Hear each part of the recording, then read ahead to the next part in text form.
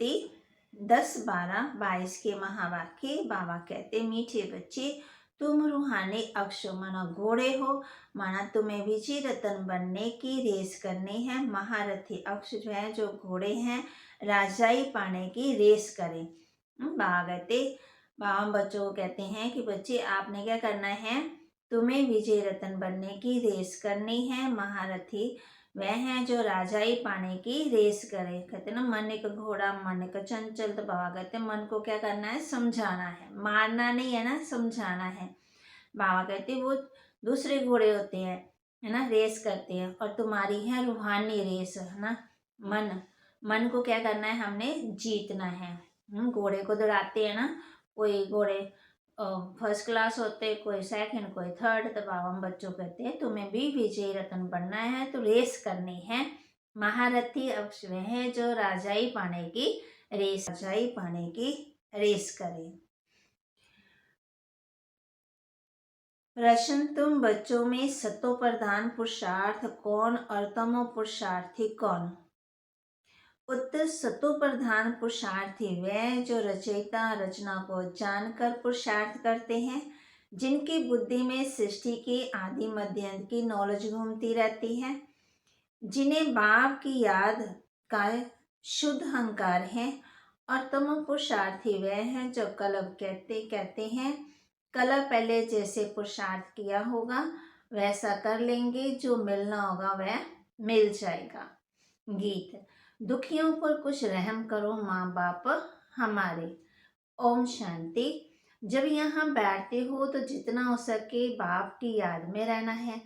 कल भी समझाया था कि सारा कल्प तुम देह अभिमानी रहते हो। इस समय ही एक बार देह अभिमानी बनना पड़ता है। देह अभिमान छोड़ वापस चलना है। ये कपड़े अथवा तन बहुत पुराने हो गए हैं। ये देह का अशुद्ध अहंकार छोड़ना है। बाप को याद करना है। बाप को याद तो करते हैं, परंतु पता नहीं हमारा बाप कौन है। कह देते हैं सर्वव्यापी है, फिर तो पुकार भी न सके। गाते तो है ना कि वो गॉड फादर। जब किसी को दुख होता है तो गॉड को याद करते हैं, बुद्धि ऊपर चली जाती है। अगर भक्त ही भगवान हो फिर तो भगवान को याद करने की दरकार ही न पड़े। ना ऐसा कहना पड़े कि हे भगवान हम दुखी कंगाल हैं, भक्ति मार्ग में दुख, इसलिए भगवान को याद करते हैं। मैं बच्चों को सुख देकर जाता हूँ तो उस सुख को सभी याद करते हैं। अविनाशी बाप अविनाशी सुख दे जाते हैं। अब तुम बच्चों को तीसरा नेत्र खुला है, जिससे बाप रचयिता उसकी रचना के आदि मध्यांत को अच्छी तरह जान चुके हो। कल जो घर में गीता पढ़ते थे, उस गीता से रचना रचना का नॉलेज नहीं मिलता था, और ही रचना को भूल गए। रचना को भूले तो रचना को भी भूले। बाप तीसरा नेत्र ज्ञान का देकर समझाते हैं, राजयोग सिखलाते हैं, जिससे तुम स्वर्ग के मालिक बनेंगे। गीता पढ़ने से कोई स्वर्ग याद नहीं आ सकता। कितने लेक्चर करते, अब तुम बाप से डायरेक्ट सुनते हो तो रात दिन का फर्क फील होता है। उसमें तो रचना और रचना को भी भूल जाते हैं। अभी बाप ने रचना और रचना का राज बैठ समझाया है, और बरोबर पुरुषार्थ भी करते हैं वर्षा लेने का।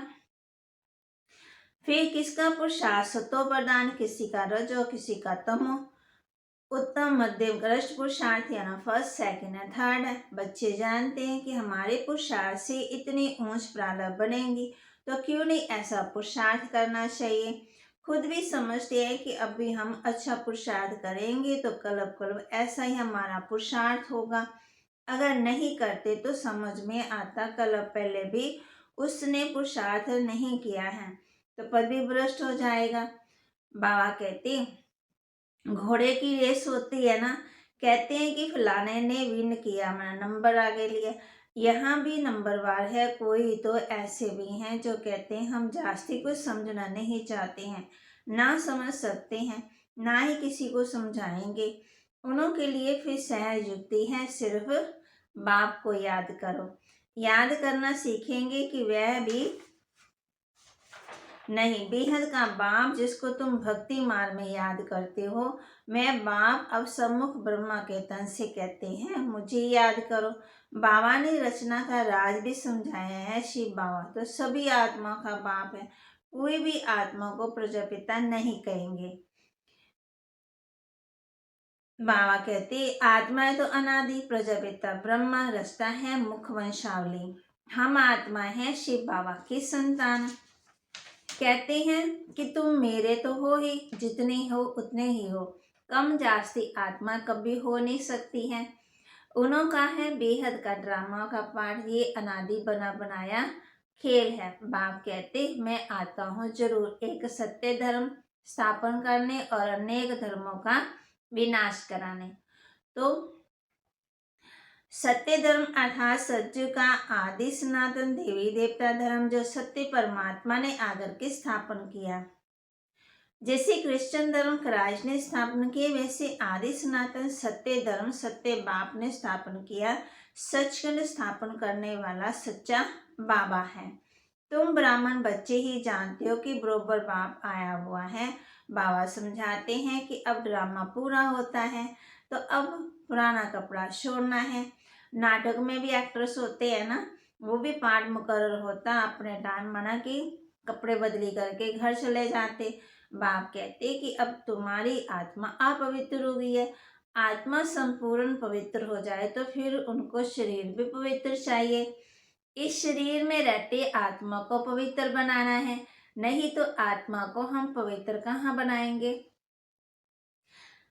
पवित्र यहाँ ही बन करना है ना। अब 5 तत्व भी तमो प्रधान है। आत्मा जब पवित्र है ना, शरीर में आ जाती है, तो फिर माना कि विकर्म बनते, फिर साता चुक्त करना पड़ता। ये बात बच्चों की है, बच्चे ही सुनते हैं, तो ब्राह्मण जरूर चाहिए। तुम जानते हो कि स्वर्ग की स्थापना कैसे हो, तो ब्रह्मा जरूर चाहिए। ये है ब्राह्मणों का कुल।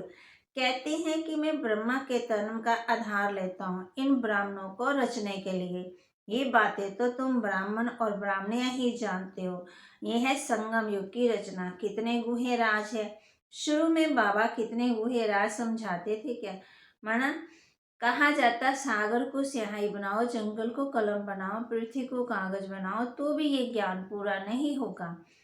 तुम बच्चे सुनते ही रहते हो। ये गुहे बातें ध्यान उन्हों को होगी जिन्हों का पढ़ाई में अटेंशन होगा। बाप से वर्षा लेने के लिए कमर कसकर खड़े हैं।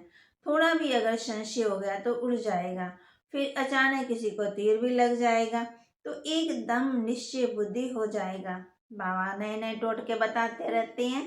टोटके माना मिसाल, कल भी बाबा ने बहुत अच्छी रीति समझाया था। बाप कहते हैं कि मैं परम आत्मा परम धाम में रहने वाला हूँ, जिसको सुप्रीम सोल कहते हैं। यहाँ की आत्मा को कोई सुप्रीम सोल कह ही नहीं सकते है ना। सुप्रीम सोल एक ही है, उनकी ही सब बंदगी करते हैं, माना याद करते हैं, इशारा करते ऊपर की तरफ।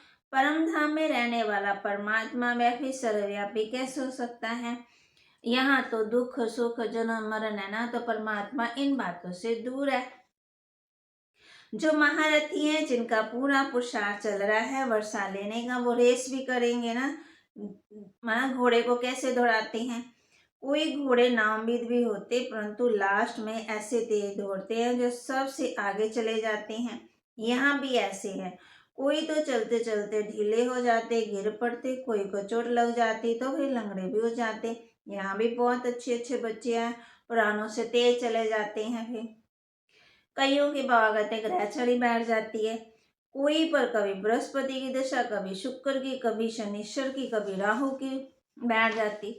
तो कभी फायदा कभी नुकसान। बाबा खुद जानते हैं कि इस बच्चे पर ग्रहचारी है, इस कारण से ग्रहण लगा हुआ है। बाप कहते हैं इससे पार होकर तीव्र वेगी बन जाओ। जब राहु का ग्रहण लगता है तो 2-3 वर्ष पवित्र है, फिर कर्म इंद्रियों से विकार में चले जाते। बाप कहते हैं ये विकार महाशत्रु है ना, इन पर विजय पानी है। अच्छे अच्छे बच्चों पर ग्रहचारी लग जाती है, शादी कर लेते हैं, प्रण भी करते हैं, फिर पवित्र रहेंगे, फिर गिर पड़ते हैं। कभी श्रीमत पर चलते, कभी उल्टी मत पर चलते। बाबा बच्चों को अच्छी रीति जानते हैं। बाबा तो कहते हैं कि बाबा अब रेस चल रही ना हमारी। बाप कहते कि खबरदार आना, क्योंकि घोड़े की रेस में देखो बच्चे भविष्य 21 जन्मों का सुख मिलता है ना। ये कोई कम बात है? भूल करने से फिर भविष्य सभी जन्मों पर ग्रहचारी अथवा घाटा लग जाता है। इसलिए बाबा कहते हैं कि श्रीमत पर पूरा पुरुषार्थ करो। बाबा तो पहले से बता देते हैं, जितना पहलवान बनेंगे, ज्ञान योग में तीखे होंगे, उतना माया के तूफान जोर से आएंगे। बाबा कहते डरना नहीं, खबरदार रहना, कर्म इंद्रियों द्वारा भी कर्म कर, पाप आत्मा नहीं बनना। तुम हो ईश्वरीय औलाद, तो बहुत रॉयल बनना है। लक्ष्मी नारायण को देखो कितने रोल है। ये संस्कार अभी भरने हैं, क्योंकि इस समय तुम ईश्वरीय औलाद कहलाते हो। मान तुम्हारा अभी का है। बलिहारी तो इस एक जन्म की माननी चाहिए, बाकी तो 84 जन्म ले पतित बनते ही आए। जब तक बाबा ना आए तब तक ये मनुष्य सृष्टि झाड़ जड़ी भूत अवस्था को होना ही है।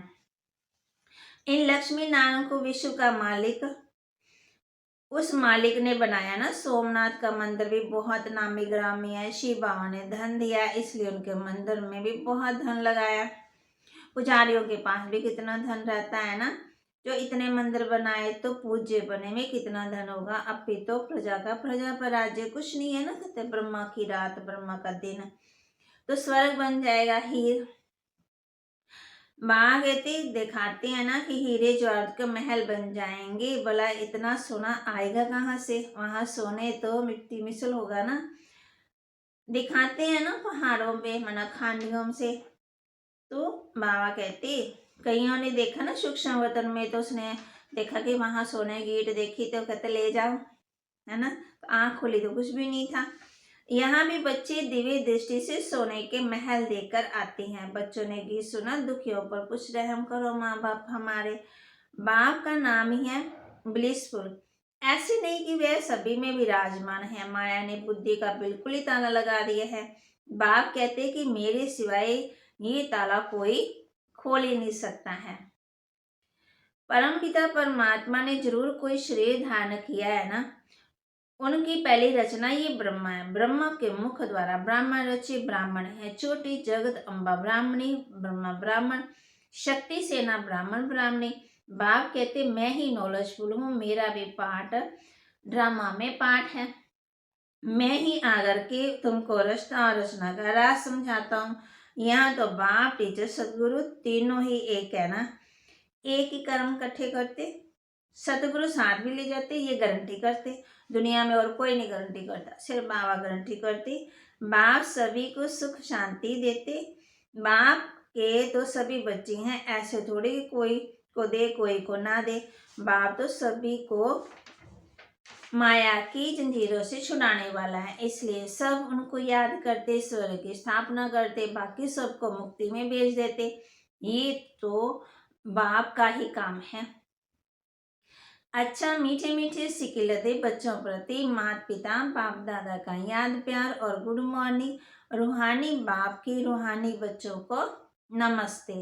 रूहानी बच्चों की रूहानी बाप दादा को दिलवा जान सिकवा प्रेम से नमस्ते। ओम शांति। प्यारे बाबा, मीठे बाबा, मेरे बाबा, शुक्रिया बाबा। धारणा के लिए मुख्य सार, कोई भी विकर्म इन कर्मेंद्रियों द्वारा नहीं करना है। संस्कारों को रॉयल बनाना है। माया के तूफानों से डरना नहीं है। ज्ञान योग में तीखा बनना है। श्रीमत पर कोई भी ग्रहचर्य को पार कर तीव्र वेगी बनना है। माना तेज पुरुषार्थ करना है। उल्टी मत पर नहीं चलना है। खबरदार है, याद की रेस करनी है। वरदान दिया बाबा ने हम बच्चों को, हर कर्म योग युक्त युक्ति युक्त करने वाले कर्म योगी सो निरंतर योगी भव। हर कर्म योग युक्त युक्ति युक्त करने वाले कर्म योगी सो निरंतर योगी भव। कर्म योगी आत्मा का हर कर्म योग युक्त युक्ति युक्त होगा। अगर साधारण में व्यर्थ कर्म हो जाता है तो भी निरंतर योगी नहीं कहेंगे। निरंतर योग अर्थात याद का आधार है प्यार। जो प्यारा लगता है वह स्वतः ही याद रहता है। प्यार वाली चीज अपनी ओर आकर्षित करती है।